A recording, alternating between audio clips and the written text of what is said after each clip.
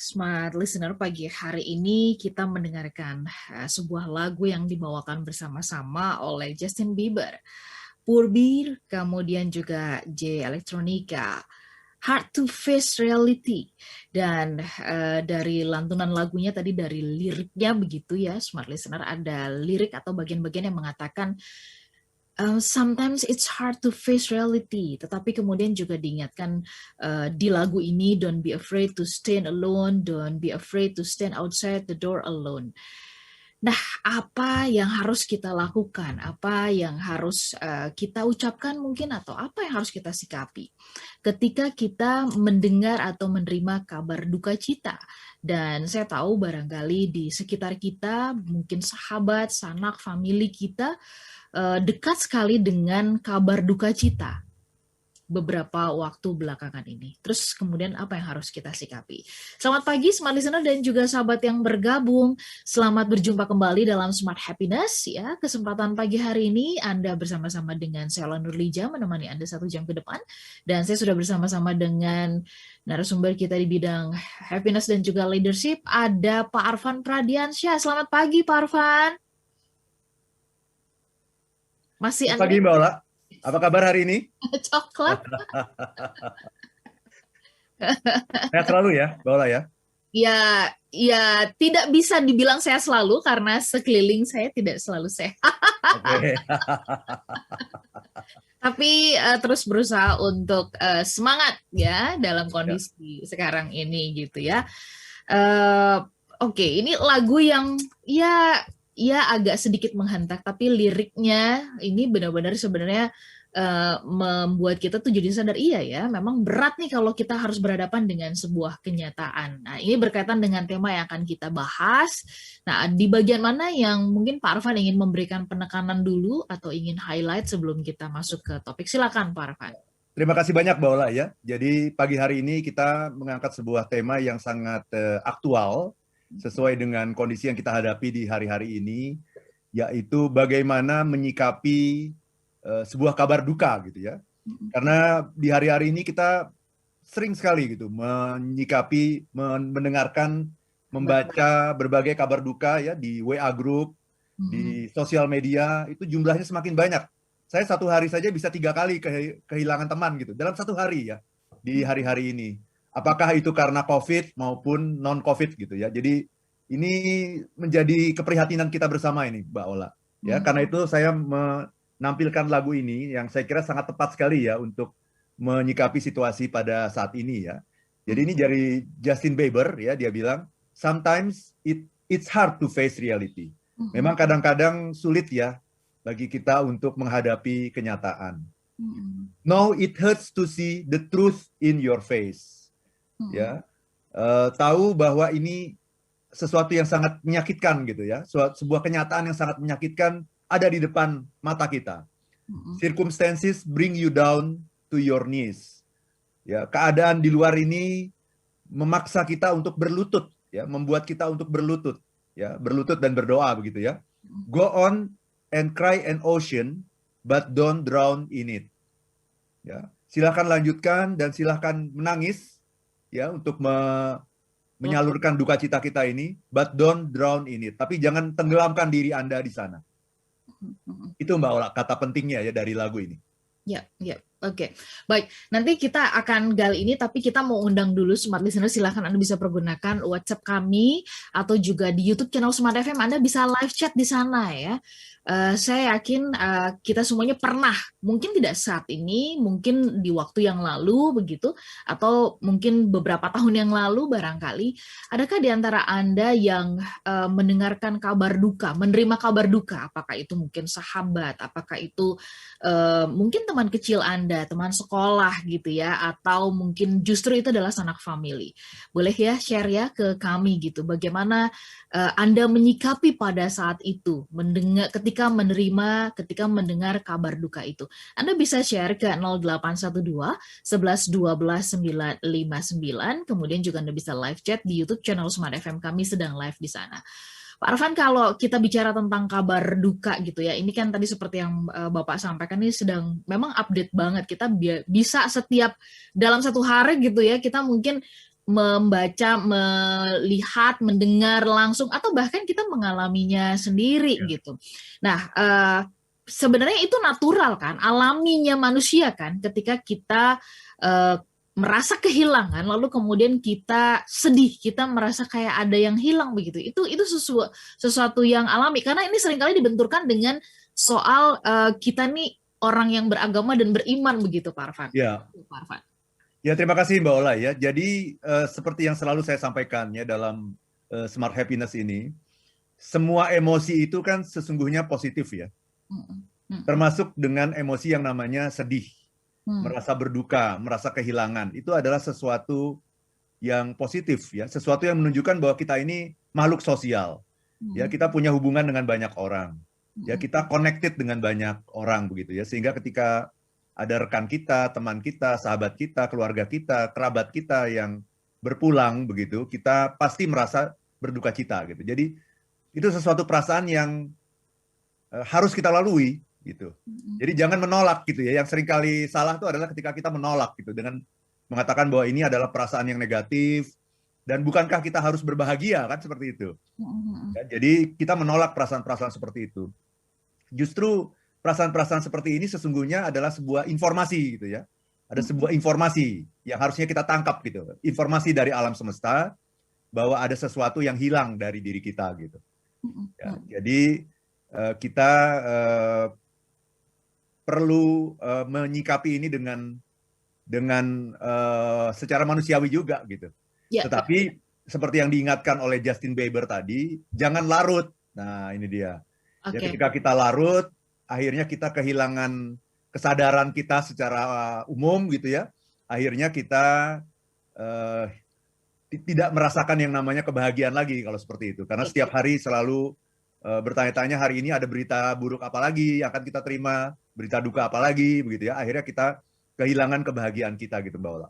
Oke, nanti kita sambung di sesi berikutnya, di part yang berikutnya soal tadi kita jangan menolak tapi justru menerima begitu. Kayak apa sih? Mungkin nanti kita terjemahkan lebih dalam lagi soal menerima ini. Menerima tuh sama nggak sih dengan ikhlas begitu ya? Nah, tandanya seperti apa kita bahas nanti di sesi berikutnya. Very good question. Smart Listener dan juga sahabat yang bergabung, kami jeda sesaat, tetap bersama kami. Dan juga sahabat yang bergabung, Anda yang saat ini tetap harus berkantor ya, menembus PPKM darurat karena memang Anda bekerja di sektor esensial, hati-hati ya, tetap pastikan prokes Anda terjaga dengan sangat baik sekali. Kami juga ingin menyapa Anda yang WFH ya di berbagai tempat, baik Anda yang ada di Manado, Makassar, selamat pagi untuk Anda yang ada di Banjarmasin, Balikpapan, atau Anda yang ada di Medan, Palembang, dan juga Pekanbaru, kemudian Anda yang ada di Surabaya, Yogyakarta, Jakarta, Depok, Tangerang, Bekasi, Bogor, dan kota-kota di sekitarnya. Anda yang juga ya dalam kondisi yang memprihatinkan seperti saat ini, ya isoman atau sedang isolasi mandiri di rumah atau di rumah sakit begitu, kami doakan Anda selalu diberikan progres yang baik dari hari ke hari, kekuatan ya, dan terus bergembira ya, bisa terus menemukan hal-hal yang bisa membuat Anda bergembira di tengah situasi yang tidak mudah ini.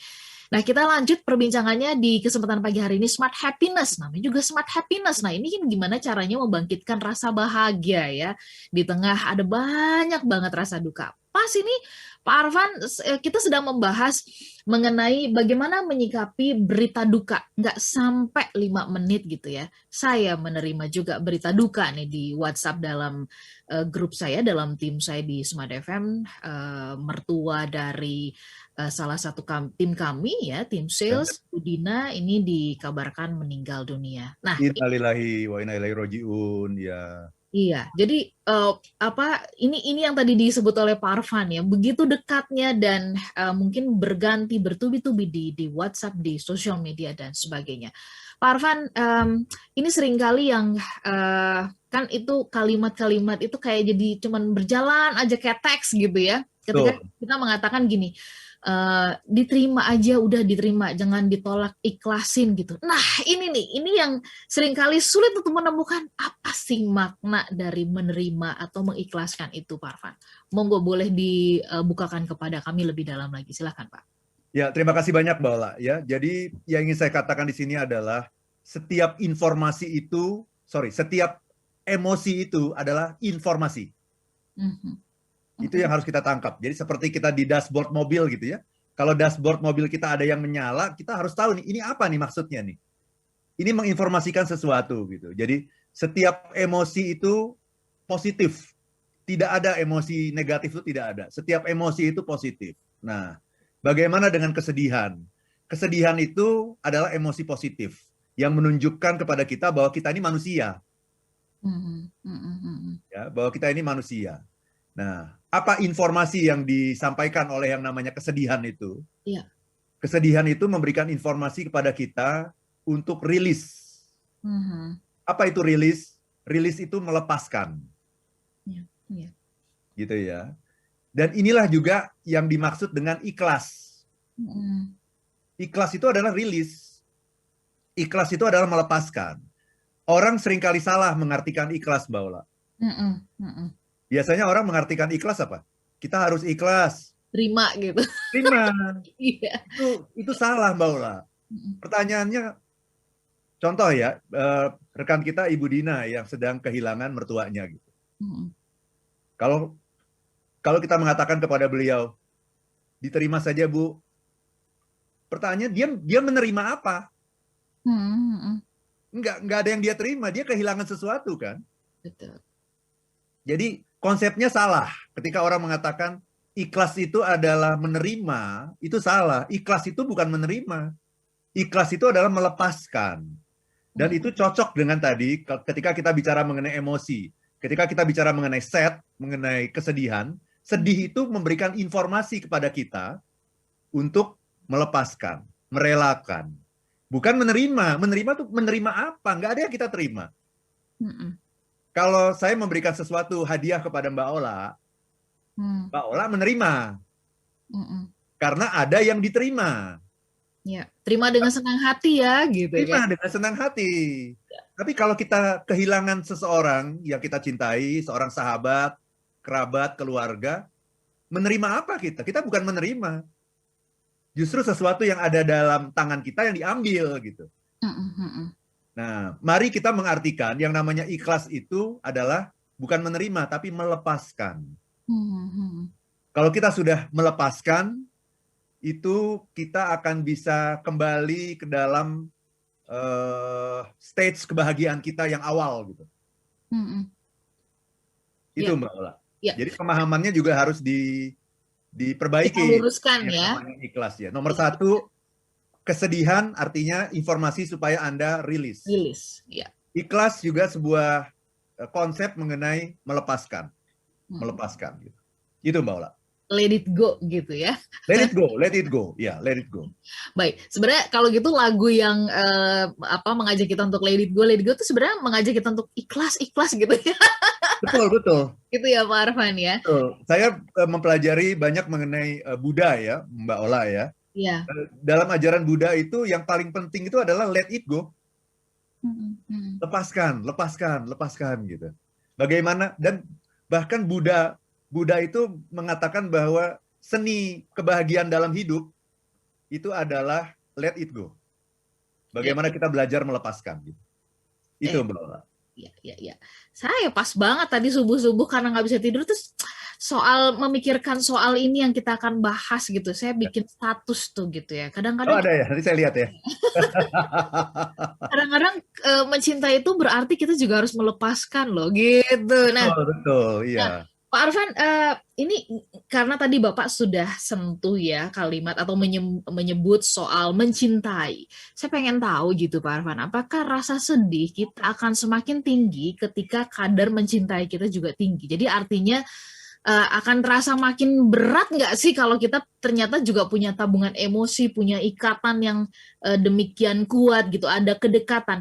Kalau tidak dekat ya barangkali ya level kehilangan atau level turut berdukanya itu ya mungkin saja tidak seperti orang yang benar-benar dekat dengan kehilangan itu. Bagaimana tanggapan Pak Arfan?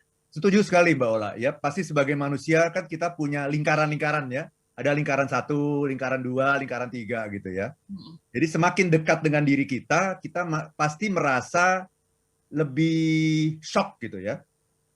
Kenapa begitu? Nah, ini sebetulnya ada yang namanya the illusion of ownership.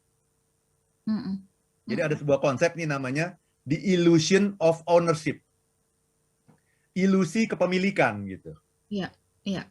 Jadi kenapa orang yang lebih dekat kepada kita, kemudian kita shocknya jadi lebih besar gitu, kesedihannya jadi lebih besar.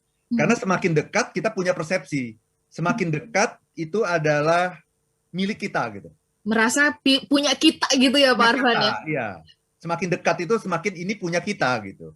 Padahal sebetulnya saya kira dalam ajaran agama apapun kita selalu diajarkan bahwa kita itu hanya memiliki hak pakai di dunia ini, tetapi bukan hak milik kan. Yang ada pada diri kita itu kan adalah hak pakai. Jadi tidak ada sesungguhnya yang namanya kepemilikan itu gitu. Karena segala sesuatu berasal dari Allah dan akan kembali kepada Allah. Kan itu yang disebut sebagai, kalau orang Islam bilang tuh inna lillahi wa inna ilaihi roji'un. Segala sesuatu datang dari Allah, kembali kepada Allah. Jadi itu bukan milik kita sesungguhnya, tetapi kita punya ilusi kepemilikan. Itu yang namanya the illusion of